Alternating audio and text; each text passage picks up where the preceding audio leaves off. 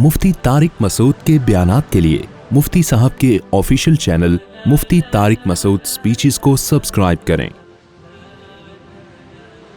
अस्सलाम वालेकुम वरहमतुल्लाहि वबरकातुहू। मैं आपके सिर्फ 10 मिनट लूँगा, ब्रेक का टाइम है। आप लोग मेरा ख्याल है काफ़ी थक गए हैं।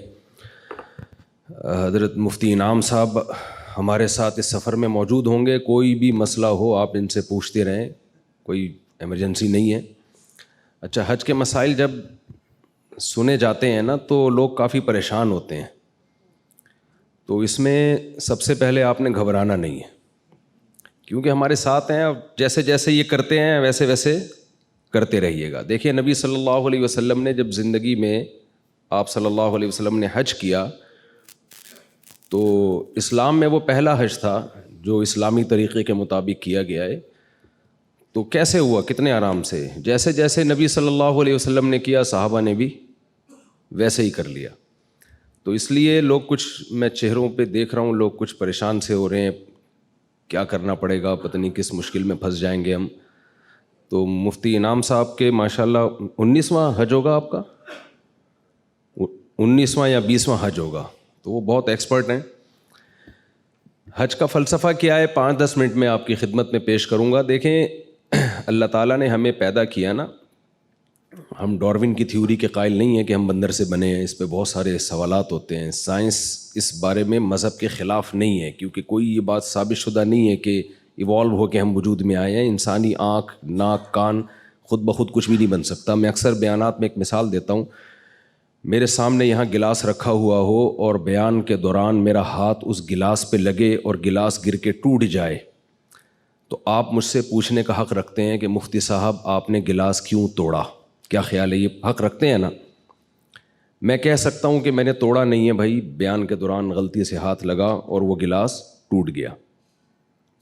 आप मेरी बात मान लेंगे, ठीक है भाई, हो जाता है बाज़ दफ़ा बयान के दौरान ख़तीब को जोश आता है और वो गिलास तोड़ देता है। लेकिन अगर ये गिलास टूटा हुआ था, मैंने उठा के जोड़ दिया, समद बॉन्ड लगा के, एल्फ़ी लगा के, आप मुझसे सवाल पूछें कि मुफ्ती साहब आपने गिलास क्यों जोड़ा, अब मैं ये कह सकता हूँ कि इत्तेफाक से जुड़ गया है। मेरे साथ अगर आप लोग शरीक होंगे ना, बस ज़्यादा टाइम नहीं लूँगा मैं, 10 मिनट में बात कंप्लीट करूँगा। अब आप ये कह सकते हैं, आप ये कहेंगे मुफ्ती साहब आपने गिलास क्यों जोड़ा, मैं कह सकता हूँ मैंने जोड़ा नहीं है, ख़ुद ब खुद जुड़ गया है, हुस्ने इत्तिफाक है, बाई चांस ऐसा हो गया, ये कह सकता हूँ मैं? ये मैं नहीं कह सकता। इससे एक सादा सा उसूल हमें पता चला, चीज़ें बाई चांस टूटती हैं, जुड़ती। अब आप जुमला ही कंप्लीट नहीं कर रहे, ये फिल इन द ब्लैंक्स, ये क्या जा रही नहीं है कहने में, क्या कितना टाइम लगता है। तो भाई जुड़ती नहीं है खुद ब खुद। गिलास का जुड़ना इतना पेचीदा नहीं है जितना इंसान का जुड़ना। 2 आँखें इधर खोपड़ी में जाके फिट हुई हैं सीधा, 2 कान इधर जाके फिट हुए, दिल हमारा सीने में फिट हुआ, पूरा हमारा जो मगज़ है वो खोपड़ी के अंदर फिट हो गया। इतनी पेचीदा मशीन, ये जो डिजिटल कैमरा है ये इंसानी आँख की कॉपी है। क्या इस कैमरे के बारे में कोई कह सकता है इवॉल्व होके या ऑटोमेटिकली वजूद में आ गया है? तो जो ओरिजिनल है वो कैसे वजूद में आ गई है ऑटोमेटिकली? तो ये बहुत बड़ी फेंकी है डार्विन ने कि ऐसा हो सकता है हुआ हो। उसने भी कोई फैक्ट के तौर पे इसको बयान नहीं किया, हकीकत के तौर पे बयान नहीं किया है, बल्कि एक बात की है कि शायद ऐसा हुआ हो। तो उस शायद को हमने पैगंबरों के मुकाबले में लाके ऐसा उस पर यकीन कर लिया है कि 100% ऐसा ही हुआ होगा। तो ये मुमकिन नहीं है। तो हम खुदा के मानने वालों में हज वही करता है जो खुदा के वजूद पर यकीन रखता है। जिसको खुदा के वजूद का यकीन नहीं है तो वो क्यों हज करेगा भाई? वो उसके लिए तो अल्लाह ही नहीं है, तो फिर अल्लाह का घर क्या और मिना क्या और अरफात क्या, ये सब बातें उसके लिए बेमाना हो जाती हैं। अब खुदा को मानने वाले की 2 किस्में हैं। एक वो हैं जो मानते हैं, बस ऐसे मानते हैं कि है, क्या करें, है तो क्या करें भाई। बहुत से ऐसे लामज़हब लोग हैं जो कहते हैं हम गॉड पे बिलीव रखते हैं, इस कायनात को किसी ने बनाया। आप आर्टिफिशियल इंटेलिजेंस से पूछें तो उसका भी यही जवाब है कि कोई गॉड है, कोई है जिसने इस कायनात को बनाया और इस निज़ाम को चलाया है। लेकिन अल्लाह ऐसे मानने वालों को मानता नहीं है। ये ऐसा ही है जैसे आप कहें ये मेरे वालिद साहब हैं, ये मेरी वालिदा हैं। वालिद साहब आपको कोई काम कहते हैं, आप करते नहीं हैं।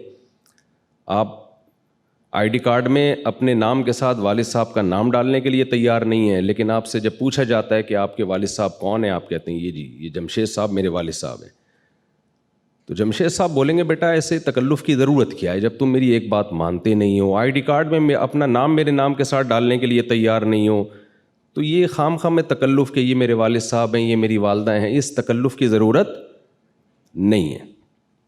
تو خدا کے ماننے والے بھی دو قسم کے ہوتے ہیں، کچھ تو ایسے ہوتے ہیں جو جیسے انگریزوں میں آپ نے دیکھا ہوگا جب کوئی پرابلم ہو کہتے ہیں اوہ مائی گاڈ، کہتے ہیں نا، گاڈ کو تو وہ بھی مانتے ہیں۔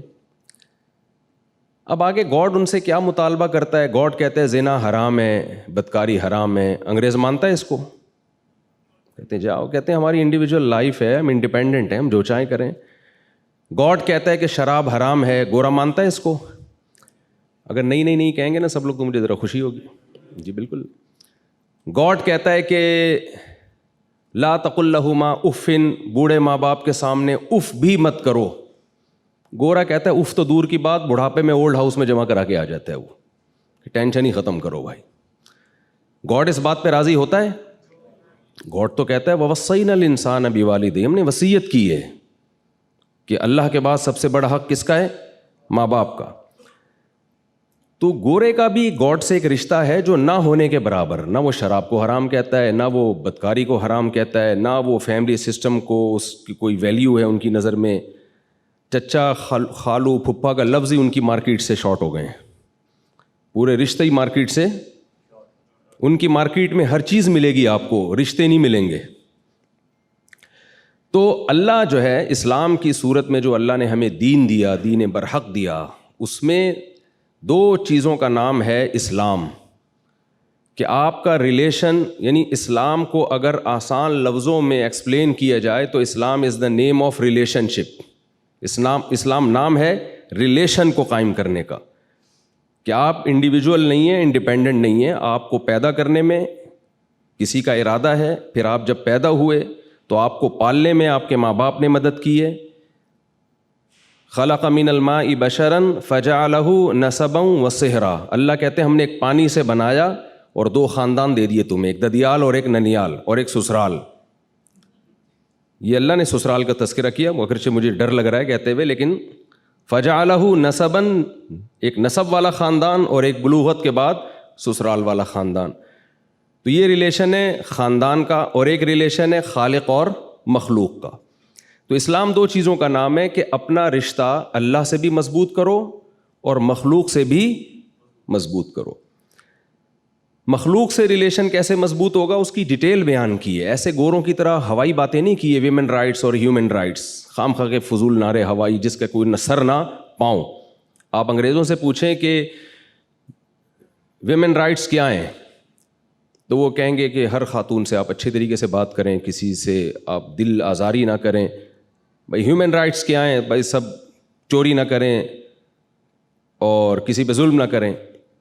لیکن اگر آپ اسلام سے پوچھتے ہیں کہ خواتین کے حقوق کیا ہیں تو اسلام کہے گا کس خاتون کی بات کر رہے ہو؟ بھائی ماں کی بات کر رہے ہو تو اس کے الگ رائٹ ہیں، بیٹی کی بات کر رہے ہو تو اس کے الگ رائٹ ہیں، بہن کی بات کر رہے ہو تو اس کے الگ رائٹ ہیں۔ بیٹی کے رائٹ کیا ہیں؟ آپ اپنی وراثت سے اس کو محروم نہیں کر سکتے۔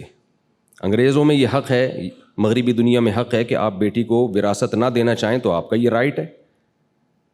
اسلام میں کیا ہے کہ بھئی آپ بیٹی کو وراثت سے محروم نہیں کر سکتے۔ تو رائٹ کس میں زیادہ ہوئے؟ اسلام میں زیادہ ہوئے نا۔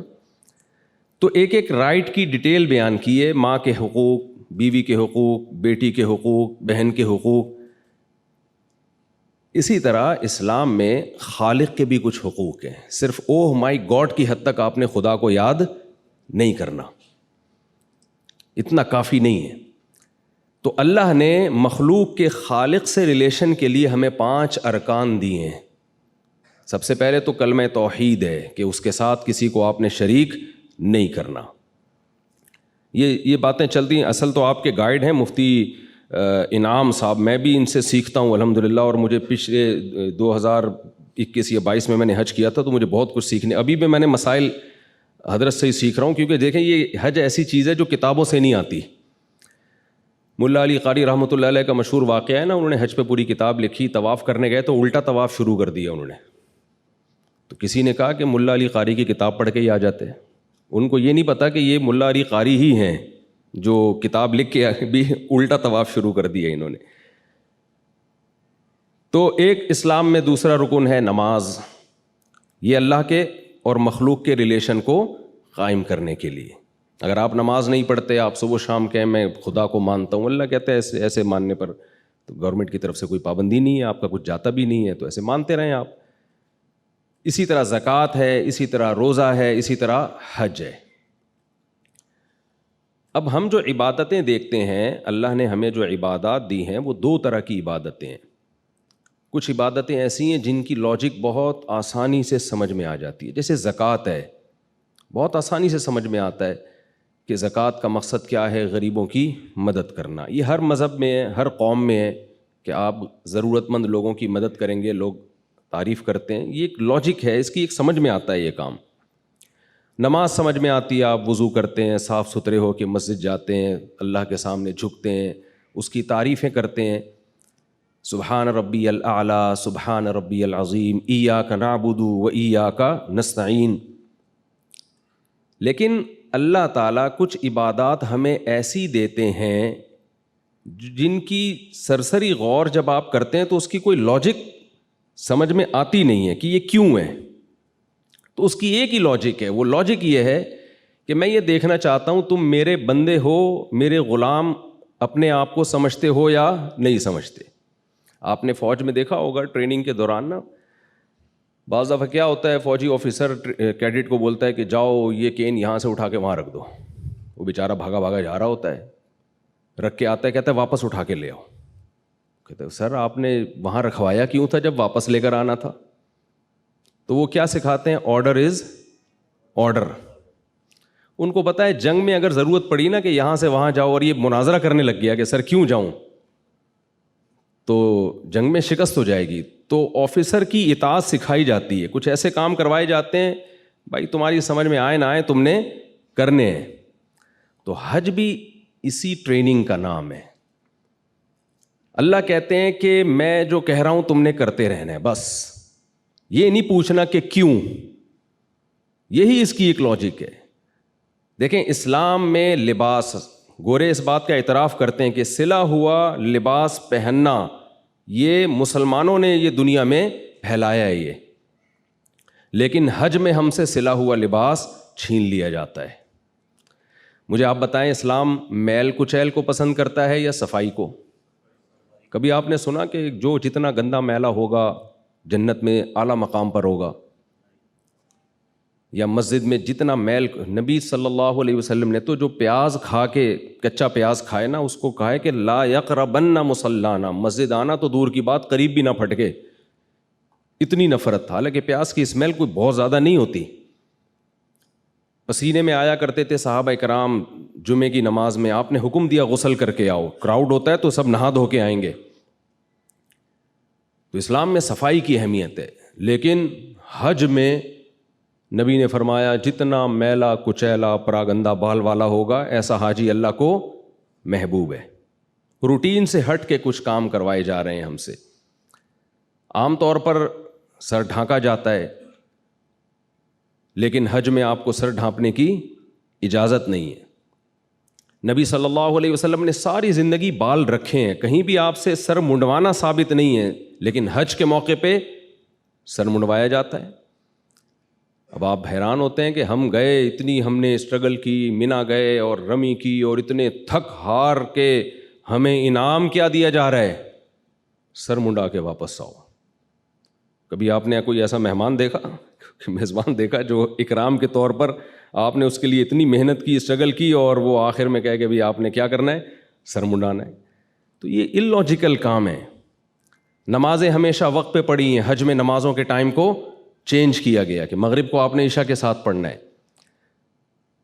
پھر صفا مروہ کی سعی آپ دیکھیں, نہ اس میں رکوع ہے نہ سجدہ ہے. اس پہاڑ پہ چڑھنا ہے اترنا ہے, اس پہاڑ پہ چڑھنا ہے اترنا ہے, اور بیچ میں دوڑنا ہے. کوئی لاجک بنتی ہے اس کی؟ بس اللہ کہہ رہے ہیں بھائی لاجک, جس کو لاجک چاہیے, جس کو وہ گھر پہ ہی رہے. پھر وہ عجب گھڑی تھی کہ جس گھڑی لیا درس نسخہ عشق کا, کہ کتاب عقل کی طاق میں جو دھری تھی سو وہ دھری رہی. ایک شاعر کہتا ہے جب مجھے عشق ہوا تو عقل کی کتاب میں نے جس الماری میں رکھی تھی نا وہ وہیں کی وہیں رہ گئی. تو حج اصل میں دیوانگی کا ایک نام ہے. اللہ تعالیٰ کہتے ہیں اپنی پرسنالٹی کو اور اپنی عقل کو, جس کو میں پیار سے کھوپڑی کہتا ہوں, اس کو تھوڑی دیر کے لیے گھر میں رکھ کر آؤ اور جیسے جیسے آرڈر دیا جا رہا ہے ویسے ویسے کرتے رہو. تو آپ حاجیوں کو دیکھیں ایک عجیب دیوانگی ہوتی ہے. یہاں سے منی جا رہے ہیں, منی سے پھر عرفات جا رہے ہیں, عرفات سے پھر یہاں آ رہے ہیں. بھائی جب واپس آنا تھا تو ادھر ہی ٹھہر جاتے, نہیں اب رات کو مزدلفہ گزارنا ہے آپ نے, پھر رمی. یہ جو ابھی مفتی صاحب فرما رہے تھے چھوٹا شیطان, درمیانہ شیطان, بڑا شیطان, تو نئے آنے والے لوگ سمجھتے ہیں کہ وہاں سچی مچی کا شیطان موجود ہے. سچی مچی کے شیطان تو یہاں جتنے پاکستان میں اتنے سعودی عرب میں نہیں ہیں, تو وہاں جانے کی ہمیں ضرورت ہی نہیں ہے. شیطان نہیں ہے وہاں پہ, ایک علامت ہے کہ یہاں شیطان نے حضرت ابراہیم کو ورغلانے کی کوشش کی تھی. وہ ایک نشانی ہے, ایک عمارت قائم کی ہے. وہ عمارت بھی سعودی گورنمنٹ نے بنائی ہے تاکہ لوگوں کو پتہ چلے بھئی یہاں کنکری مارنی ہے. نہ وہاں شیطان ہے, نہ وہاں کسی کو کنکری لگ رہی ہے. ٹھیک ہے, شیطان اس سے ناراض تو ہوتا ہے کہ ابراہیم علیہ السلام کی سنت کو زندہ کیا جا رہا ہے, لیکن آپ نے وہاں 7 کنکریاں مارنی ہیں. تو یہ سارے کام ہم سے کروائے جاتے ہیں یہ بتانے کے لیے کہ تم خدا کے وجود پر صرف اوپر سے ایمان رکھتے ہو یا خدا کو ریئل لائف میں بھی گاڈ اور خدا اللہ جو ہے وہ موجود ہے. تبھی نبی صلی اللہ علیہ وسلم نے فرمایا کہ حج مبرور جو ہے اس سے انسان کے ایسے گناہ معاف ہوتے ہیں جیسے آج پیدا ہوا ہو. وہ اگر صحیح طرح سے حج کیا جائے, اس فلسفے کو سامنے رکھ کے کیا جائے کہ ہم اللہ کے وجود پر یقین رکھتے ہیں اور ایسا یقین رکھتے ہیں کہ اللہ, دیکھیں ابراہیم علیہ السلام نے جب اپنے بیٹے کو ذبح کرنے کے لیے لٹایا ہے, اس کی کوئی لاجک بنتی ہے کیا؟ کوئی اس کی حکمت سمجھ میں آتی ہے؟ اس معصوم بچے نے کیا کیا تھا؟ کچھ بھی نہیں کیا تھا. لیکن جب اللہ کہہ رہا ہے, اللہ ویسے بھی تو موت دے سکتا ہے کسی کو, جب اللہ کہہ رہا ہے تو بس کرنا پڑے گا. تو یہی قربانی کا بھی فلسفہ ہے, یہی حج کا بھی فلسفہ ہے. تو حج میں بھی آپ کو, کیونکہ بہت سے لوگ جاتے ہیں, پچھلے سال 2-3 سال پہلے میں گیا تھا تو کچھ لوگ مولانا لوگوں سے لوگ سوال پوچھتے ہوئے بھی ڈر رہے ہوتے ہیں کہ ایسا نہ ہو کہ کوئی فتویٰ نہ لگا دیں ہمارے اوپر. دل میں کچھ خیالات ہوتے ہیں. ایک صاحب آئے کہنے لگے مفتی صاحب یہ سمجھ میں نہیں آ رہا, ہم کبھی وہاں جا رہے ہیں, کبھی ہم یہاں جا رہے ہیں, کبھی ہم ایسے کر رہے ہیں, کبھی بیت اللہ کے چکر لگا رہے ہیں. میں نے کہا اگر سمجھ میں آ رہا ہوتا تو پھر یہ اتنی مزیدار عبادت تھوڑی ہوتی جتنی مزیدار عبادت ہے حج. حج مزے کی عبادت جبھی بنتی ہے جب سمجھ میں نہ آ رہا ہو اور ہم کیوں کر رہے ہوں, صرف اللہ کے کہنے پر. تو یہی سمجھ میں آ رہا ہے ہمارے کہ اللہ ہمارا رب ہے, اس نے ہمیں پیدا کیا, کہتے جاؤ میرے گھر کا طواف کر کے آؤ, سعی کر کے آؤ. تو ہم جاتے ہیں, کر کے آ جاتے ہیں. تو جو اللہ پہ ایمان رکھتے ہیں وہ یہ کام خوشی خوشی کر لیتے ہیں, جو ایمان نہیں رکھتے وہ ساری زندگی سوچنے میں گزار دیتے ہیں. اللہ تعالیٰ ہمیں حج کی برکتیں نصیب فرمائے. یونیورسل بردر والوں کے ساتھ میں نے پہلے بھی حج کیا تھا, اس سال بھی ارادہ ہے. بہت اچھی سروسز دیتے ہیں, لیکن دیکھیں 100% دنیا میں کوئی بھی ٹھیک نہیں ہوتا, تھوڑی بہت اونچ نیچ ہو جاتی ہے. اچھا یہ ٹریول ایجنسیاں ہوتی بڑی ہوشیار ہیں. یا آپ کو شروع میں مکہ مدینہ کے فضائل بتائیں گے, یہاں چپ رہنا ہے, شور نہیں مچانا, بالکل ایک لفظ نہیں بولنا. انہوں نے ناقص انتظام کیا ہوا ہوتا ہے, ناقص انتظام کیا ہوا ہوتا ہے اور پہلے سے ڈرایا ہوا ہوتا ہے بالکل چپ, تو انتظام ٹھیک نہیں ہوتا. تو اب آپ نے دیکھا یار یہ تو روٹی صحیح نہیں مل رہی, یہ تو دہی صحیح نہیں مل رہی, یہ تو کھانا صحیح نہیں مل رہا. اب آپ نے اتنے ڈرا دیا گیا ہوتا ہے کہ آپ کہتے ہو بھائی بس چپ ہی رہنا ہے ورنہ حج ضائع نہ ہو جائے. تو ایسے لوگوں کو میں کہتا ہوں وہاں چپ رہو, لیکن ادھر آ کے بول دیا کرو. واپس آ کے لوگ پھر واپس آ کے نہیں بولتے. لیکن ان کا جو میں نے دیکھا جب میں نے حج کیا ان کے ساتھ, تو الحمدللہ بہت اچھی سروسز تھیں. پھر بھی اگر کوئی اشکال ہوتا ہے کسی کو تو آپ کمپلین کر سکتے ہیں. اللہ تعالیٰ ہمارے اس سفر کو آسان کرے اور اسے ہماری زندگی کو تبدیل کرنے کا اللہ تعالیٰ ذریعہ بنائے. جزاکم اللہ احسن الجزا.